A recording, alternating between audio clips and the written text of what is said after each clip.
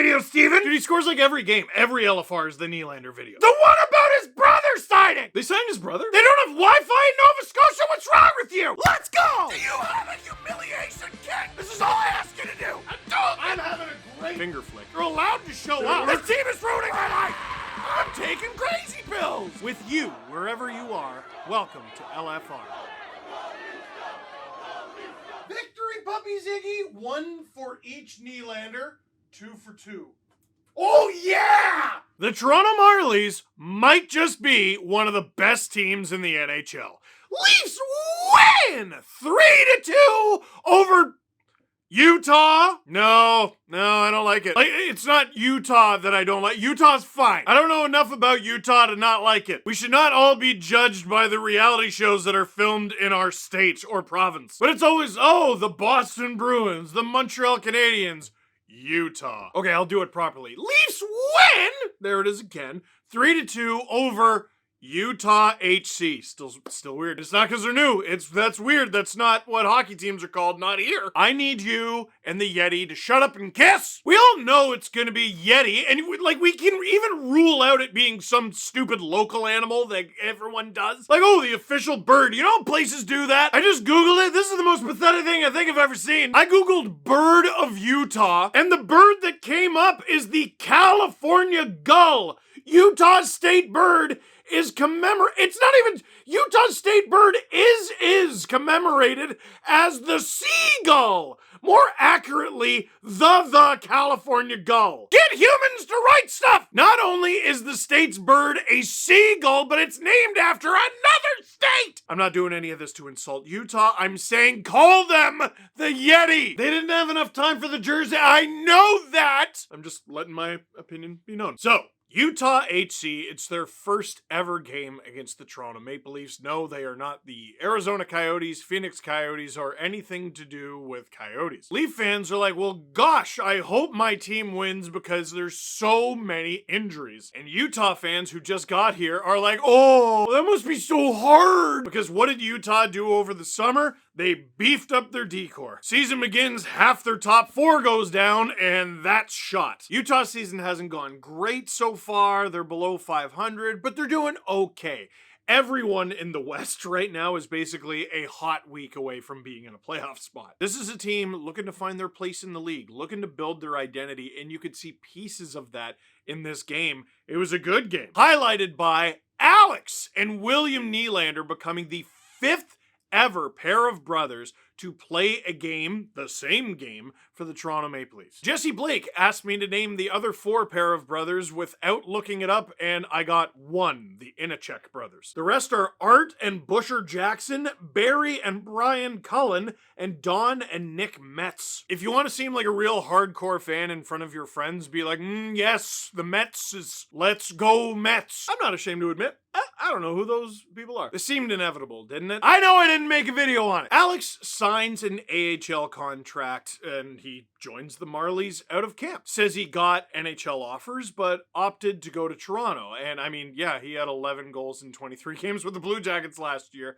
He probably could have gotten an NHL deal somewhere. Former 8th overall pick. Yes, it was 8 years ago, but it still means something. And when you pair it with recent success, yeah, people want to take a bet on you. Have you watched him play? There's shades of his brother in there. The dude can shoot. The dude can fly. He's got a great first step. It's a matter of putting it all together, obviously. But with how hot his start has been in the AHL combined with he was pretty good in the NHL last year, it seemed obvious that something with there was definitely a handshake agreement. Hey, sign an AHL deal with us. We got some stuff to figure out for the first couple months.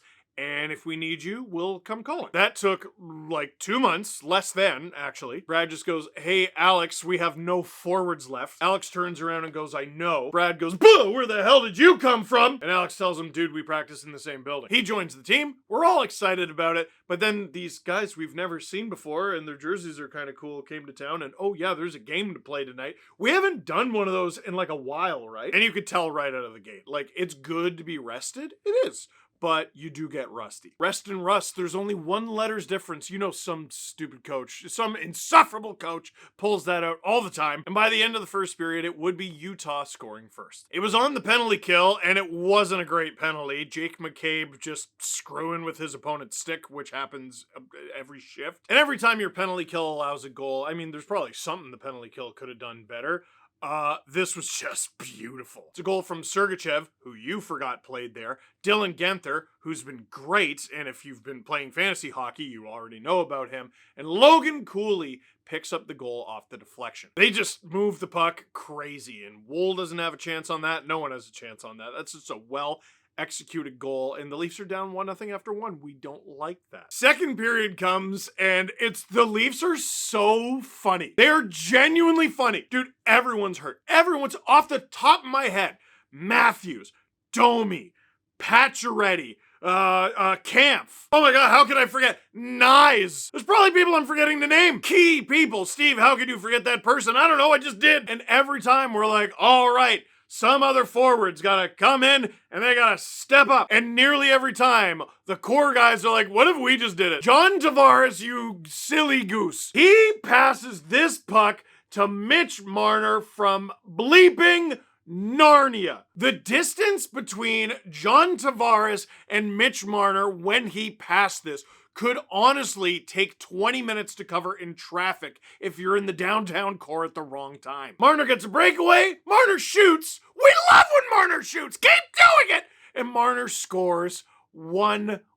Chris Tanev picking up the secondary assist on that goal like I helped. About 4 minutes later, Leafs get a power play of their own. Again, hilarious. Two guys got an assist on this. The primary assist on this was Fraser Minton's first career NHL assist. That is a great scoring chance. It goes into the corner. Mitch Marner gets the puck, and he's like, all right, you want me to shoot it? You're all screaming at me to shoot it? Fine, I'll shoot from here, and we'll see. That's why we want you to shoot it! That was basically the most Mitch Marner goal of all time, because essentially Mitch Marner assisted on his own goal. He fires it from the corner and banks it off Karel Vejmelka and in. The Leafs get a lead. Drew, can you just put them side by side? Can you show John Tavares where he passed it from on the first Leafs goal and Mitch Marner where he shot it from on the second Leaf goal? How do you coach this out of the game if you're Andre Tourigny?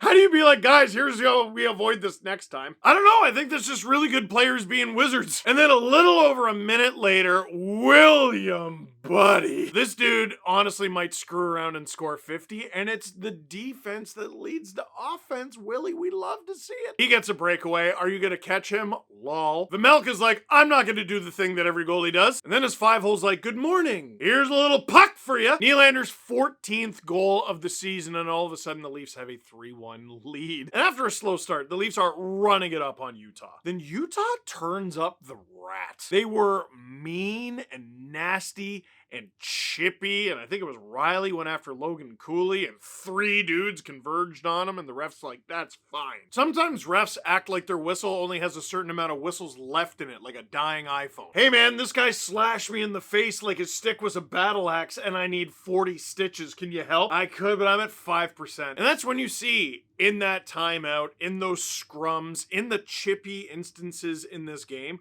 Andre Tourigny is trying to improve the culture of his team, improve the pride of his team. This is still a team trying to find their way, and they're still real young. Like, a lot of the most important parts are young. Plus, you got a guy like Mikhail Sergachev coming in, like, what do you mean we're not a contender all the time? They don't want to be scraping by, and they don't want to be losing games, and they don't want to be getting embarrassed, and they don't want you screwing with Logan Cooley. And they don't want this game to be over, so they get to work. Once again, go to the Nets! They've been watching LFR. Utah figures it out. Logan Cooley throws the puck, and Jack with the whack McBain hits the thing, and it's his 7th of the season. Utah's within 1. But if I can talk about Jack with the whack for a second, Gordon Miller from TSN with one of the weirdest, craziest stats I've ever heard for a player. He has played, Jack McBain, okay, 21 games this season. He has 7 goals. That's a goal every 3 games. That's pretty good. Over an 82 game season, that is a 27 goal pace. Actually, a little higher than that. So he's going to end up somewhere between 25 and 30 goals if he keeps going at this pace. 21 games, right? 21 games. He has 16 shots through 21 games this season. So, like, a quarter of the way through the season, Jack McBain is shooting 43.8%. Do you understand how insane that is? Let me put that into perspective. David Pastrnak leads the NHL with 89 shots on goal so far this season. If David Pastrnak was shooting at the same clip that Jack McBain is, he would already have 39 goals this season. And last season, he would have had 167. 7 goals on 16 shots through 21 games is sicko stuff. How? Genuinely how? Anyway, that was early in the third, and we didn't like that. The Leafs have been a pretty good defensive team this season. A very good defensive team, even, I would say. The goaltending has been very, very good. Anthony Stolarz, obviously, but hey, Joseph Wool's starting to string together some pretty good games here. But one thing the Leafs haven't really had to do for a little bit is hold on for dear life at the end of a game. Like for an extended period of time. They had a 1-goal lead against the Oilers. That didn't last all that long. This is like basically the whole third period. You're up 1. And to his credit, Craig Berube was like, I'm throwing you out there and you can figure it out because we have no players. Alex Steeves, jump right in, water's fine. Nick Robertson, you want to play for the team? Here you go. So I hit the post earlier. Don't do that again. Also, if they score, I'm just never going to see you again. Pontus, hey, love your hustle. Love you on the penalty kill. Difficult for you to kill a penalty when you take one, so stop! This is what Craig Berube would sound like if he wasn't like a stoic tough guy instead of, some pudgy YouTuber raised by an anxious Italian woman. Hey, Mom, it did get close. Michael Carcone, who was a Leafs prospect at one point, was robbed by the toe of Joseph Woll. And do we panic? No, why would we? Because the clock is winding down and Mitch won! Oh, okay, phew. Like I said, clock wound down and the Leafs won. Hooray. Questions. Let's talk about this. How about Mitch Marner's play lately? Thank you for asking this question because let's talk about it. Mitch Marner had 2 goals in this one.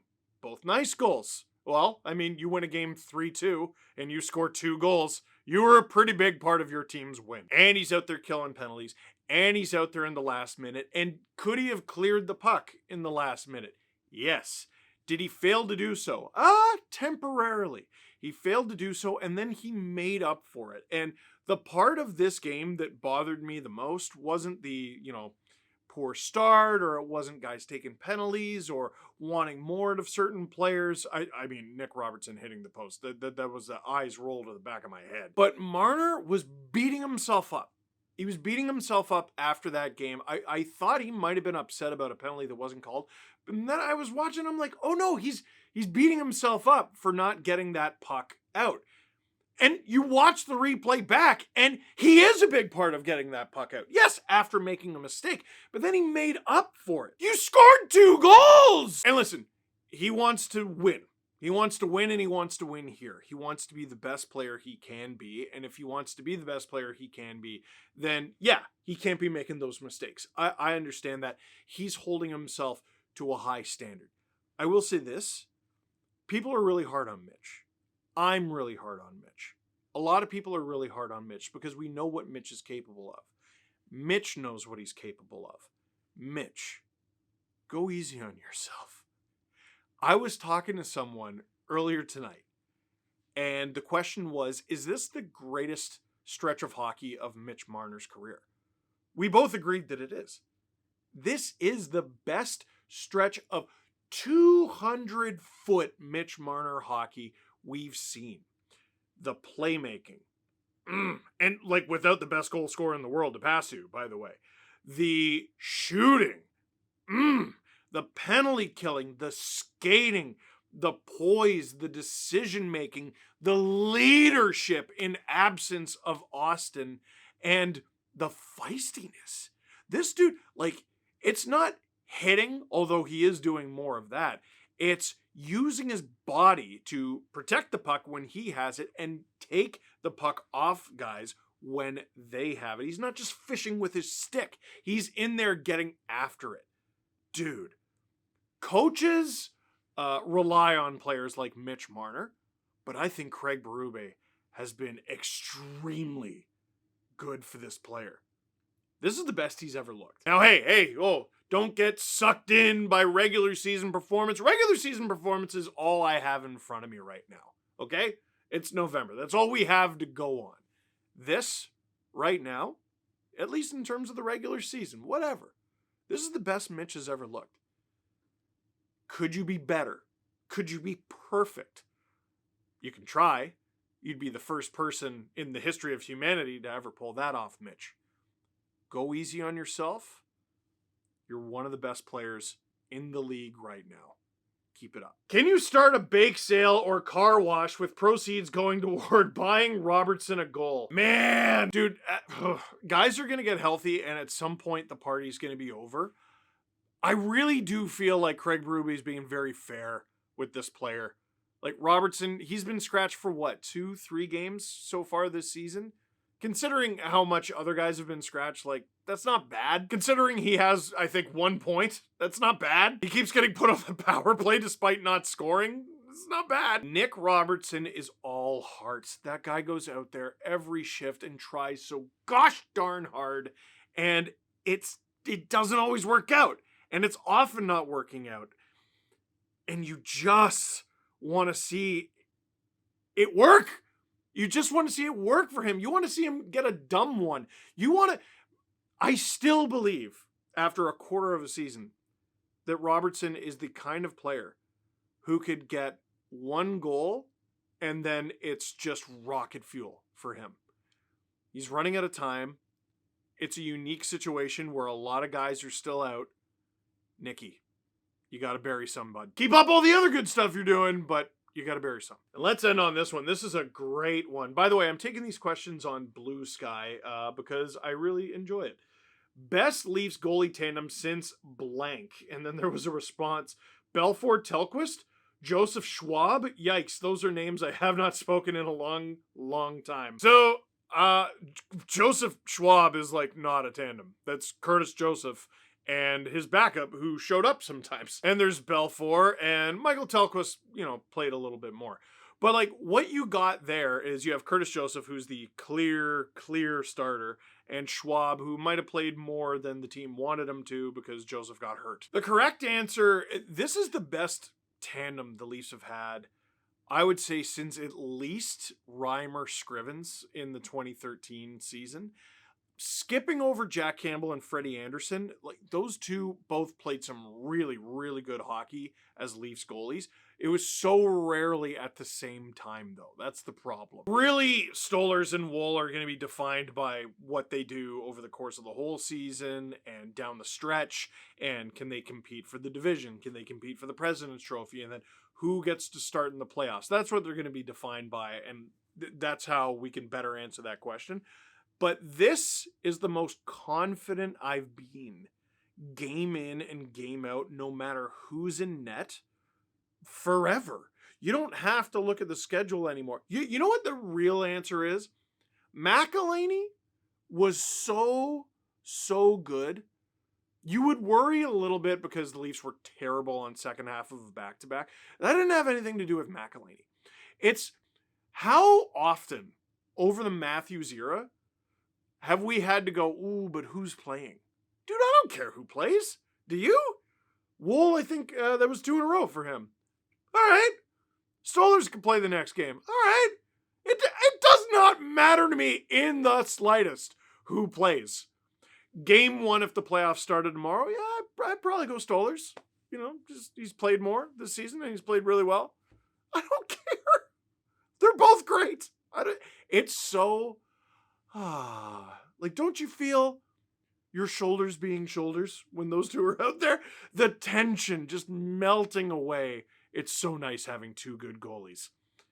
And I can feel the rage from producer Drew, who cheers for the Colorado Avalanche right now. You can't have one! Oh, and the Leafs also have one of the best goalies in the American Hockey League right now, and he's young. And no, I'm not even talking about Dennis Hildeby. It's Artur Akhtimov, who has not lost in regulation yet. Dude, stuff's good. in the Leafs net right now. It's real good. Lastly, I should probably mention I was in Halifax for a couple days, and it was a lot of fun. But this video is already too long. I'm going to talk about all my adventures tomorrow on the Steve Dangle podcast on SDPN. It's a good YouTube channel. Good on Spotify. Good on Apple. You should check it out on all three. For now, that is it for this one. Thank you very much for watching. Click like if you like this video. Click subscribe if you really liked it. Tell all your friends. Go easy on yourself.